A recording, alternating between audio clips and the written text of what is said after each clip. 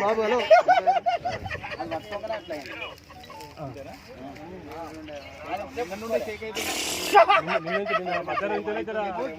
సాయంత్రం అంటే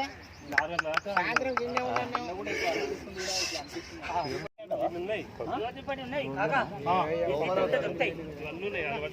అయితే చిల్లకల్లమేనేరా మూతి కొట్టిరు చూసిన అది తట్టకు